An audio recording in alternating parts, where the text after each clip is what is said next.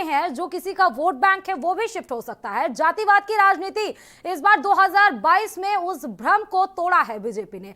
हालांकि 2 दशक से तोड़ती आई है, चाहे वो 2017 हो चाहे वो 2022 हो, लेकिन सपा, बसपा और साथ ही कांग्रेस, अन्य दलों को सोचने की जरूरत है कि जातिवाद राजनीति से अगर हटेंगे तो फिर किस तरफ मूव ऑन करेंगे। हालांकि ब्रेक पे जाने से पहले मनोज जी से 3 अहम सवाल पूछे, तो मैं चाहती हूं मनोज जी अपने रिएक्शन के साथ ही आप शुरू करिए कि क्या ऐसी अहम वजह रही है कि बीजेपी के खाते में ये वोट बैंक शिफ्ट हुआ है, साथ ही जो मैंने अपने साथ 2 और प्रश्न किए थे। मनोज जी, मैंने आपको बताया भी था कि जो गिरावट होती है वो एक दिन की नहीं होती है।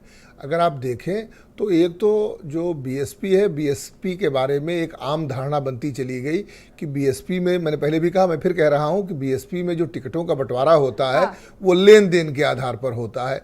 तो लेन देन भी एक कारण था जिससे उसके मतदाता, जो कांसीराम जी का मूवमेंट था, उस मूवमेंट में बहन जी में अब वो सफलता नहीं देख रहे थे। दूसरा, जो बहन जी जो आक्रामक रहती थी, अब उनकी आक्रामकता जो है वो समाप्त होने लगी थी। ऐसा लगने लगा था कि शायद कहीं न कोई ऐसी बात है जिससे वो सत्ता पक्ष का मुखर होकर के विरोध नहीं कर पा रही है, या तो अंडर हैंड डील हो गई हो या कोई कमजोरी हो जिससे वो सत्ता के सामने घुटने टेकते हुए नजर आने लगी। तो जो बहुजन समाज का मूवमेंट था, जो दलित मूवमेंट था, उस दलित मूवमेंट को ब्रेक लगने लगा और दलित चिंतक जो दलित मूवमेंट के लिए बराबर मंचों से संघर्ष करते रहे, उनके अंदर भी एक हताशा और उदासा आई। तो ये भी एक कारण बना कि धीरे धीरे बसपा नीचे की तरफ आने लगी। और वो बसपा जो 2007 में ब्राह्मण और दलित के सहयोग से सत्ता में पहुंची, वो उनका एक वोट बैंक जो ब्राह्मणों का था वो 12 में फिर खिसका। वो वोट बैंक समाजवादी पार्टी की तरफ शिफ्ट हुआ और समाजवादी सत्ता में आई। इन्हीं कारणों से जो लेन देन था या जो दूसरी चीज़ें थी, जो बातें नहीं आ पाई, तो बसपा का वोट बैंक खिसकने लगा।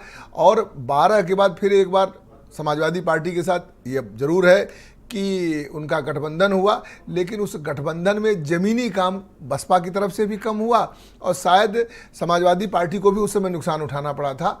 और तीसरा, जब जो सोशल इंजीनियरिंग का फार्मूला, एक तरीके सोशल इंजीनियरिंग ही मान लीजिए, सारे राजनीतिक दलों ने किया। इस चुनाव में अगर आप देखें तो मुफ्त में देने की बातें ज़्यादा हुई। तो सबने सोशल इंजीनियरिंग मुफ्त के नाम पर दिया। जो दिल्ली का जो मॉडल है केजरीवाल जी का, वो मॉडल उत्तर प्रदेश में भी आया। जो दक्षिण भारत में मॉडल है, जो दिल्ली में मॉडल था, वो उत्तर प्रदेश में भी आया, मुफ्त में देने की चीज। इसलिए मुफ्त में देने की चीजों पर किसी भी राजनीतिक दल ने विरोध नहीं किया। और जो सोशल इंजीनियरिंग का फ्री का फॉर्मूला तो और आगे बढ़ता ही चला गया। 300 यूनिट फ्री बिजली, बहुत सारे फ्री, एक तरह से बोनस बनाने की जो कोशिश की गई।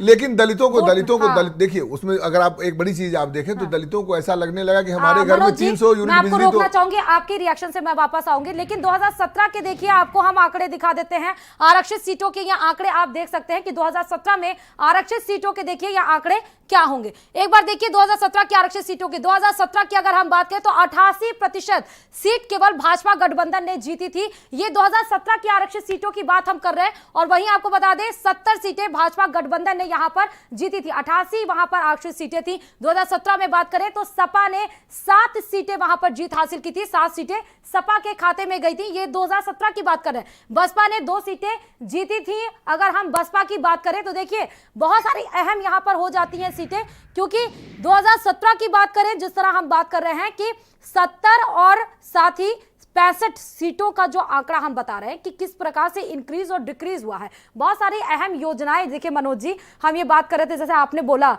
और मैंने ये जो बोला, आपने ये बोला कि जो फ्री की योजनाएं हैं खासकर उस वोट बैंक के, जो उस समाज के लोग हैं, उनमें ज्यादा इफेक्ट करता हुआ नजर आया है। लेकिन अगर फ्री की योजनाओं की बात करें तो बसपा, सपा और कांग्रेस भी चूकी नहीं है इसमें। नहीं चूकी नहीं, लेकिन जो 300 यूनिट बिजली की बात थी, तो जो दलित समाज के लोग थे उनके लिए राशन ज्यादा, क्योंकि उनके यहाँ उन्होंने जोड़ा घटाया कि 300 यूनिट बिजली तो हमारे यहाँ खर्च नहीं होगी। बिजली का खर्चा कम है और राशन जो मिल रहा है वो उससे ज्यादा पावरफुल है। और राशन का बंटवारा, भारतीय जनता पार्टी ये संदेश पहुंचाने में सफल रही कि जो कोरोना काल था या जो ऐसा समय आएगा जिसमें जो दलित है या जो निचला तबका है या जो सोशल इंजीनियरिंग का तबका है, उसके लिए वो अब हम मुफ्त एक तरह से अगर देखा जाए तो जो मुफ्त की चीजें थी उन्होंने इस चुनाव को बहुत प्रभावित भी किया, और राशन भी एक बहुत बड़ा कारण बना जो दलित वोटों को इस बात की गारंटी दे गया। हालांकि कांग्रेस के समय फूड सिक्योरिटी बिल आ रहा था, खाद्य और बहुत सारी चीजें जो कांग्रेस ने शुरू की थी, कांग्रेस शुरू नहीं कर पाई, कांग्रेस अपने अंतरकलह में रही। भारतीय जनता पार्टी ने उन्हीं योजनाओं को अपने तरीके से लागू, आप याद कीजिए कि जब कांग्रेस जीती थी तो मनरेगा का बहुत बड़ा असर था, और मनरेगा को लेकर के बहुत प्रचारित और प्रसारित किया गया। इस बार अगर हम देखें तो कोरोना में मनरेगा फैक्टर पे जिस प्रकार काम किया योगी आदित्यनाथ ने, वो एक बहुत बड़ा, तभी ये समझ में आ गया था कि वो पूरा एक जो हम लॉबी कहें वो शिफ्ट हो रही थी बीजेपी। एक्चुअली में देखिए, अगर देश स्तर पर आप देखें तो केजरीवाल जी, वो अन्ना हजारे जी के आंदोलन के बाद कांग्रेस संगठनात्मक रूप से कमजोर हो गई। दूसरा जो कांग्रेस, देखिए आरटीआई जैसे बड़ा बिल कांग्रेस के जमाने में आया, फूड सिक्योरिटी का बिल वो कांग्रेस लेकर के आई, लेकिन कांग्रेस उसको धरातली अमली जामा नहीं पहना पाई, पहली बात। दूसरी बात कि भारतीय जनता पार्टी ने अपने संगठन को मजबूत किया और संगठनात्मक रूप से वो नीचे तक उतरे। बाकी राजनीतिक दलों को भी अगर आप देखें तो समाजवादी पार्टी के पास भी जितना संगठनात्मक ढांचा था, यदि यह पूरे 5 वर्ष संघर्ष करता रहता और जमीन पर होता तो समाजवादी पार्टी भी कहीं ना कहीं अपनी बातों को पहुंचाने में सफल रहती।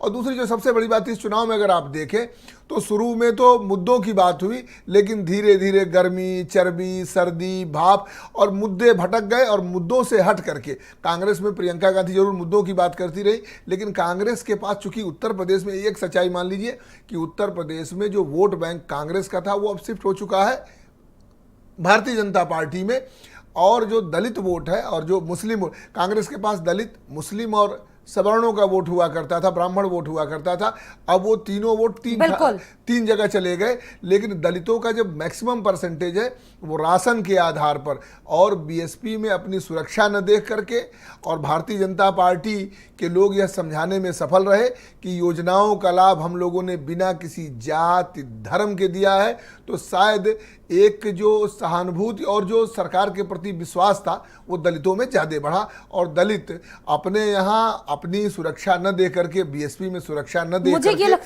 वो जो है वो चले गए भारतीय जनता पार्टी की तरफ। मैं और सबके पास आऊंगी, लेकिन उससे पहले देखिए 2017 के अभी हमने आपको आरक्षित सीटें दिखाई थी, अब 2022 के भी आरक्षित सीटों को आप देखिए कि किस प्रकार 2022 के आरक्षित सीटों में देखिए 86 सीटें रिजर्व थी। 2022 की बात करें, उसमें से बीजेपी की बात करें तो 74% सीटें सिर्फ बीजेपी के खाते में आपको जाती हुई दिखाई पड़ी है। 60 सीटों पर बीजेपी ने जीत दर्ज की है। ये 2022 के आंकड़े हैं, जहां पर 60 से 65 सीटें अगर आप मान सकते हैं, 17 सीटों पर सपा ने जीत दर्ज किया, जबकि ये आंकड़े कभी 2012 में 59 हुआ करते थे। आइए अपना दल जो कि एस की बात करें, पल्लवी पटेल की, तो वो बीजेपी के साथ गठबंधन, 3 सीटें उनके खाते में गई। सुभाषपा की बात करें तो वो सपा के गठबंधन में एक बार थी और 3 सीटें इस बार देखिए सुभाषपा भी लेकर आई। बहुत वादे बड़े बड़े किए थे। निर्दलीय में आ जाइए, 2 सीटें उसके खाते में गई है। ये बहुत अहम है, जो हम आंकड़े दिखा रहे हैं ये 2022 के आरक्षित सीटों के हैं, जहां 86 सीटें थी, 84 सीटें शेड्यूल कास्ट की, 2 सीटें अगर बात करें तो यहां पर 2 सीटें शेड्यूल ट्राइब्स की थी, जिसमें कि अहम सीटें अगर हम बात करें तो बीजेपी, क्योंकि बार बार आपको इसलिए कह रहे हैं, जहां पर यह कहा जाता है कि उत्तर प्रदेश की राजनीति जो जीत लेता है, जो सत्ता जीत लेता है, वो दिल्ली के सत्ते पर काबिज हो जाता है। उसमें भी एक और एंगल है कि उत्तर प्रदेश की राजनीति में जो इस वोट बैंक को जीत लेता है वो सत्ता की सीढ़ी पर अपने आप चढ़ जाता है, और वही बीजेपी ने करने की पूरी कोशिश की। मैं आपके पास आ रही हूं अशोक जी। देखिए बहुत सारी योजनाएं आपने लाई, बहुत सारी आपने बातें भी कही, लेकिन कहीं ना कहीं एक चूक जरूर हो गई। चूक इस प्रकार से कि जो 5 साल में लोगों ने त्रासदी झेली, चाहे वो महंगाई की हो, चाहे वो बेरोजगारी का आलम सबसे अहम था, उसमें ना सिर्फ दलित बल्कि हर एक समुदाय की बात करें तो वो परेशानी झेलता हुआ नजर आया। और यही अहम वजह रही कि आपका जो वोट बैंक था वो नीचे हुआ। जो 312 के आंकड़े थे वो इस बार 2 में आके सिमट गए। देखिए आपको बता दें कि वो कोरोना संक्रमण काल था, और अगर मोदी जी या योगी जी न रहते तो निश्चित तौर पे यह देश या प्रदेश चरमराने की स्थिति में था। लेकिन जिस तरह से हमारे यशस्वी प्रधानमंत्री जी ने 80 करोड़ लोगों को मुफ्त में अन्न दिया और मुफ्त में वैक्सीनेशन जो है उत्तर प्रदेश में योगी सरकार ने जिस तरह से क्वारंटाइन इसका मतलब ये है अशोक जी कि देश में अगर कोई भी आपदा आ जाए, देश में कोई भी आपदा अगर आ जाए तो उत्तर प्रदेश की स्थिति तब स्पष्ट हो जाती है कि क्या काम किया गया है, ये मान सकते हैं। देखिए, अगर ऐसे कोरोना संक्रमण काल इस तरह की आपदा आई थी और जब आई है तो जिस तरह से उसका नियंत्रण किया गया, ये निश्चित तौर पर गौर है। उत्तर प्रदेश में हमने गरीबों को अन्न दिया क्योंकि उस समय रोजगार की दिक्कत थी, कोरोना संक्रमण काल में सब कल कारखाने बंद थे। उसके बाद हमने लोगों को वैक्सीनेशन कराया। दो सरकारों ने प्रवासियों को भगाने का काम किया था, चाहे दिल्ली की सरकार हो चाहे महाराष्ट्र की। हमने बसों को भेज के उनको गांव में पहुंचाया, क्वारंटाइन कराया, भोजन की व्यवस्था की, स्वास्थ्य की व्यवस्था की, अन्य पैसे की व्यवस्था की। तो उसपे उसी ने हमें चुनाव में दोबारा उत्तर प्रदेश में ये होता था कि दोबारा मुख्यमंत्री नहीं होता, इतवार योगी थी। लेकिन अशोक जी, जनता पार्टी ये आपने फ्री के फॉर्मूले पर जो आप चले, अशोक जी जो फ्री के फॉर्मूले पर आप चले और जो आप बता रहे हैं योजनाओं का लाभ पहुंचाया, देखिए योजनाओं का लाभ अगर आप नहीं पहुंचाते तो शायद इस बार इतने कोर वोट बैंक से आप आगे भी नहीं आते। अहम वजह यह है कि दलितों के उत्थान के लिए आपने किया क्या कि उत्थान हो सके, या जो गरीबी आप बोलते रहते हैं कि गरीबों के लिए हमारी सरकार ने ये किया, कभी हम ऐसा देख सकते हैं कि उत्तर प्रदेश में आप ये भी बोलेंगे कि उत्तर प्रदेश में कोई भी गरीब नहीं है, सभी विकसित हैं या विकास की डोर पर आगे बढ़ रहे हैं? देखिए, आपको बता दें कि उत्तर प्रदेश में दलित भाइयों का विद्यार्थ विदेश फैला के सरकार की दलितों के वोटों को पैसा लेके सवर्णों को बेचने का काम बहन जी करती। उत्तर प्रदेश का महज एक वोट बन के रह गया था। को मकान देने का काम किया हमने, दलितों को अन्न देने का काम किया हमने, को आयुष्मान योजना दी, बड़े आदमी की तरह गरीब आदमी का इलाज हमने, उज्ज्वला योजना दी। तो इसका मतलब वही तो, अरे अशोक जी मेरे सवाल को समझिए आप। मैंने तो पहली बात ये कहा कि अपलिफ्ट आपने करने के लिए सोसाइटी के लिए क्या काम किया, दूसरी बात ये कि आप समझ चुके थे कि कहां पर आपको क्या चीज हिट करनी है और उसका रिजल्ट क्या आएगा, इसलिए तो आपने फ्री के इतने सारी योजनाएं चलाकर और उसी सेक्शन में जाकर आपने ज्यादा कोशिश की। और जितने भी पिछले जाति के जो नेता हैं, आपने खासकर उन्हीं इलाकों में उनको चुनाव प्रचार के लिए भेजा भी। देखिए, हमारी सरकार के केंद्र में अंतिम आदमी के विकास की बात, उसमें हिंदू था, मुसलमान था, उसमें अगड़ा था, पिछड़ा था। हमारा जो अंतिम आदमी था उसके विकास की हमारी कोई भी योजना आई वो उसी के विकास के लिए आई और उसका विकास हुआ। लाभार्थियों ने जातिवाद से ऊपर उठ के, लाभार्थियों ने संप्रदायवाद से ऊपर उठ के हमको वोट किया है, इसलिए भारतीय जनता पार्टी सरकार आई है। हमने सिर्फ आप लाभार्थियों पे आके अशोक जी लाभार्थियों पे घूम फिर कर आप लाभार्थियों पे आ जाते हैं। मैंने अपलिफ्टमेंट की बात कही उस सोसाइटी की, दलितों की सोसाइटी के अपलिफ्टमेंट में आपने क्या काम किया है? दलित भाइयों को क्या चाहिए? दलित भाइयों को अगर किसान है तो उनके खाते में पैसा चाहिए, तो किसान है तो उनको बिजली चाहिए, किसान है तो गन्ना चीनी मिलों को जो ये लोग बेच रहे थे उनकी व्यवस्था हमने सही की, गन्ना किसानों का भुगतान किया, धान की खरीद की।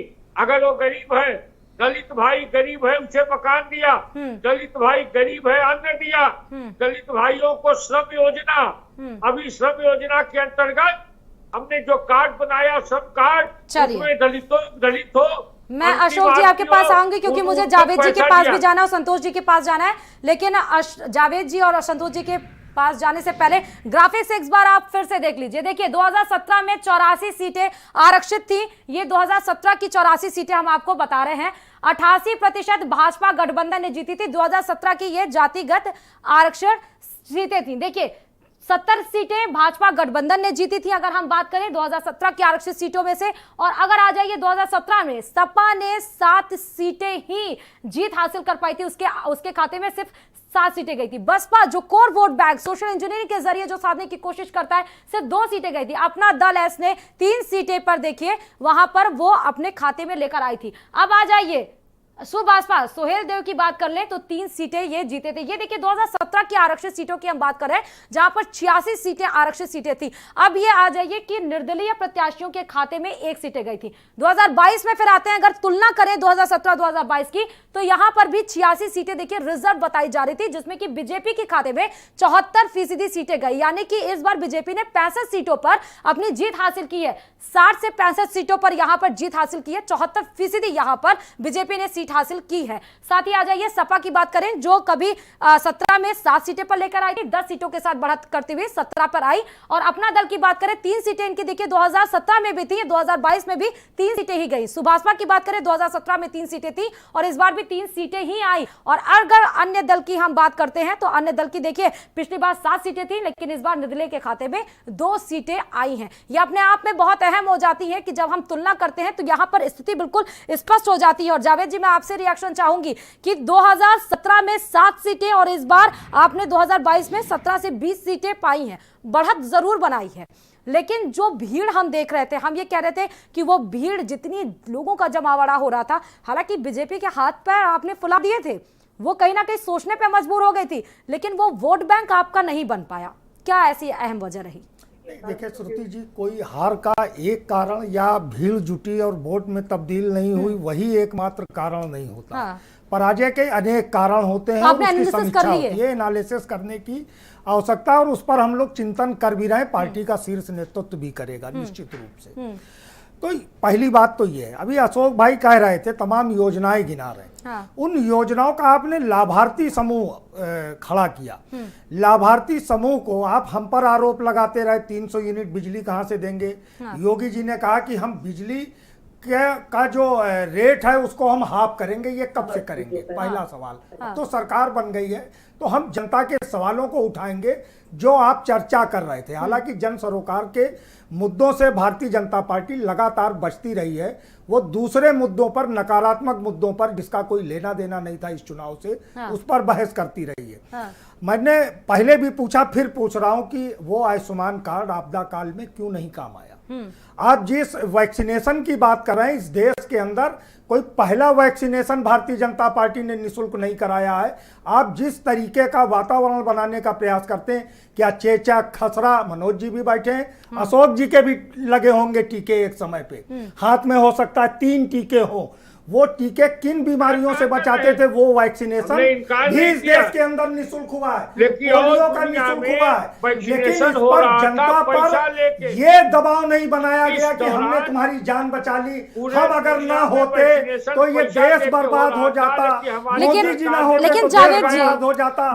2014 में देश आजाद हुआ, मुख्यमंत्री साहब कोरोना पॉजिटिव होते हुए काम पर हम विश्वास कैसे? मुख्यमंत्री जी कोरोना पॉजिटिव होते हुए भी जावेद जी हमने सबने देखा उन्होंने कि वो जिलों जिलों में गए, भ्रमण किया, अस्पतालों का निरीक्षण किया और जिस तरीके से सिचुएशन संभाली, जो वेव दिख रही थी वो काबिले तारीफ आप कह सकते हैं, और अगर आप मीडिया पे लांछन ना लगाएं तो कह भी सकते हैं कि काबिले तारीफ रही है वो सिचुएशन। देखिए काबिले तारीफ एक आप कहीं पर जा रहे हैं, कोरोना पॉजिटिव रहे, उसके बाद आप ठीक हुए, आपने जनपदों का दौरा किया, लेकिन इसी लखनऊ में जहां मुख्यमंत्री जी बैठे थे उनके ही कानून मंत्री को किस तरीके से पत्र लिखना पड़ा। इसी लखनऊ के अंदर एक एक चिता पर 3-3 शव जल गए, एक एक एम्बुलेंस से आपको 3-3 शव भेजने। नहीं, विपक्ष विपक्षी भूमिका तो सबसे बड़े आप थे, अगर श्रेय लेंगे सबसे बड़े तो आप थे। अरे भाई सबसे बड़े आप थे, यहाँ तो बीजेपी वर्सेस सपा ही चल रहा था। अरे जावेद जी, सपा वर्सेस बीजेपी तो चल रहा था, सबसे बड़े तो आप थे, तो आपने क्या रोल क्या निभाया? देश के एक मूर्धन साहित्यकार को पद्म श्री जिसको पुरस्कार प्राप्त था, मेडिकल कॉलेज से 500 मीटर की दूरी पर उनका आवास था, आप उनको 6 घंटे तक एम्बुलेंस उपलब्ध नहीं करा पाए। मंत्री का फोन तो विपक्ष के रूप में क्या कर रहे थे जावेद जी, विपक्ष के रूप में आप क्या कर रहे थे? आप मेरा सवाल तो सुनिए जावेद जी, विपक्ष के रूप में आप सबसे बड़े विपक्ष के रूप में उत्तर प्रदेश में आए, यहां तक पार्टियों ने स्वीकार कर लिया। कल तो कांग्रेस ने यह कह दिया कि सपा जो है वो बीजेपी को बैकड्रॉप से कहीं ना कहीं सपोर्ट कर रही थी, ये आरोप भी लगाए गए। तो विपक्ष के रूप में सबसे बड़े तो आप थे, आपने क्या किया था उस सिचुएशन को संभालने के लिए? विपक्ष का काम क्या होता है? व्यक्तिगत रूप से जो समाजवादी पार्टी के कार्यकर्ताओं ने, नेताओं ने व्यवस्थाएं की, मुकदमे लिखे गए। सरकार ने भोजन नहीं बांटने दिया कि बांटेंगे तो हम बांटेंगे, दूसरा कोई काम नहीं कर सकता। हम पर पेंडेमिक एक्ट लगाया गया। ये काम तो भारतीय जनता पार्टी कर रही थी और लोगों को सुविधाएं उपलब्ध कराने में नाकाम रही। तो यही वजह मानते जी नहीं आप यही वजह मानते हैं कि आप दलित वोट बैंक पर वो कब्जा नहीं कर पाए जो 2012 में 59 सीटें आप लेकर आए थे। वजह यही है एम मेन। नहीं देखिए, मैंने पहले भी कहा कि किसी पराजय के, किसी विजय के का एक कोई कारण नहीं होता। लेकिन सर इस बात से मुंह तो नहीं मोड़ सकते ना कि जो आरक्षित सीटों को अपने खाते में ले आता है वही सत्ता में आता है। नहीं, बातों से आप नहीं मुकर सकते। जब बहुमत बनता है तो वो सभी वर्ग और संप्रदाय की सीटों से बनता है, किसी एक वर्ग से नहीं बनता। अभी यहाँ हम फिलहाल आरक्षित सीटों की बात कर रहे हैं। मैं आरक्षित सीट पर ही बात कर रहा हूँ कि अगर हम पिछली बार 5 थे, इस बार सहयोगी दल के साथ मिलकर हम 20 पर अगर हैं, 21 आपको पर गठबंधन नहीं लग रहा है कि कहीं ना कहीं आपका भारी पड़ता जा रहा है? 17 से 19, 19 से 22। नहीं देखिए, भारी नहीं पड़ता जा रहा। ये समय परिस्थितियों क्या भारतीय जनता पार्टी बिना गठबंधन के चुनाव लड़ रही थी या वो उसने ये चुनाव बिना गठबंधन के लड़ने का काम किया? 38-39 दलों का इनका भी गठबंधन है। क्या ये भारतीय जनता पार्टी कह सकती है कि उसके जो गठबंधन के सहयोगी हैं उनकी कोई भूमिका नहीं है? ठीक है, मैं जावेद जी मैं संतोष जी आपके पास आती हूँ। देखिए, कहा जा रहा था कि जाटव जो कोर वोट बैंक है वो बसपा का है, जाट और मुस्लिम जो है वो सपा का है, किसान फैक्टर बहुत बड़ा अहम रोल आएगा, गेम चेंजर साबित होगा। लेकिन ऐसा कुछ भी नहीं हुआ। पश्चिम में जाएं तो वहां पर अच्छी खासी सीटें बीजेपी के खाते में गई हैं। यहां तक कि जो राकेश टिकैत कर रहे थे कि कोको हो जाएगा और चुनाव के परिणाम के बाद आप देखिएगा वो भी धराशायी हो गए। संतोष जी। श्रुति जी, हम जनता के बीच में गए, अपनी बात को रखा, किसान और नौजवान को हमने यूनाइट किया, लेकिन भारतीय जनता पार्टी भ्रम और भय फैलाने में सफल हो गई।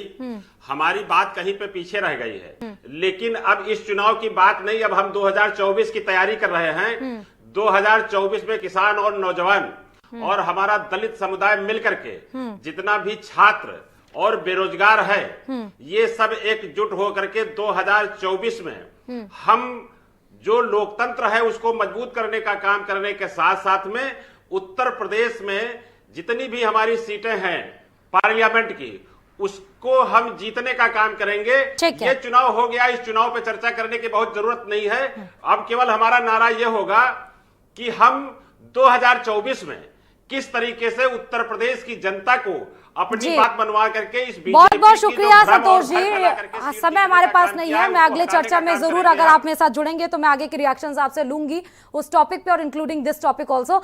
बहुत बहुत शुक्रिया आप सभी का। लेकिन देखिए, इस अहम बात यह है कि 2022 में जिस प्रकार से जातिवाद का खेल खेलने की कोशिश की थी, चाहे सपा, बसपा, बीजेपी, कांग्रेस, अन्य दल की बात करें, गठबंधन की, वो भ्रम कहीं ना कहीं टूटा है। ये कह सकते हैं कि स्मार्ट एनफ इस बार उत्तर प्रदेश की जनता हो चुकी है। उसे समझ में आ चुका है कि कौन सी पार्टी उसके सोसाइटी के लिए, उसके बढ़ावे के लिए, उसके उत्थान के लिए काम करता है। और जनता समझने लगी है कि जातिवाद, परिवारवाद, योजनाएं, लाभार्थी, अगर इन सब मुद्दों की बात करें तो इससे इतर होकर जो उसने 5 साल झेला है और आगे आने वाली जो सरकार को चुनेगी वो उसके लिए कितनी कल्याणकारी साबित होगी, उस पर ही वो वोट देता है। देखिए, जाते जाते आपको बता दें, कुछ तस्वीरें आपको दिखा देते हैं कि किस प्रकार बुलडोजर बाबा की, देखिए ये लोग यहां पर टैटू बनवा रहे हैं। ये एक शख्स की तस्वीरें देखिए, हाथ पर देखिए, ये बुलडोजर बाबा की टैटू बनवा रहे हैं। बुलडोजर बाबा जो अपने आप में बहुत प्रसिद्ध हो गए थे, बुलडोजर माफियाओं पर चलाने के लिए योगी जी आए। लेकिन कभी देखिए ट्रेंड चलता है यहां पर, पॉलिटिक्स की बात करें, राजनीति की, तो कभी चौकीदार चला था, सबने अपने नाम के आगे चौकीदार लगा लिया था। अब बुलडोजर बाबा का ट्रेंड चल रहा है। ये बुलडोजर बाबा 2022 से लेकर देखिए 2027 में किस प्रकार जीरो टॉलरेंस पे काम करते हैं, विकास पे काम करते हैं, एक टफ कंपटीशन। यहां पर विपक्ष के रूप में सपा जरूर उभर कर सामने आई है, ना सिर्फ वोट प्रतिशत बढ़े हैं बल्कि 47 सीटों से सीधे वो अपनी सीटें भी बढ़ाई है। तो एक डगर होगी, आसान डगर नहीं होगी। इस डगर पर जो जितने संभल कर चलेगा और जितना सोच समझ कर चलेगा, उसी के लिए 2027 भी देखिए रास्ता उसके लिए खुला रहेगा। बहुत बहुत शुक्रिया सारे मेहमानों का, और चर्चा को यहीं क्लोज करते हैं और खबरों के साथ आपके बीच हाजिर होंगे। देखते रहिए 12 समाचार।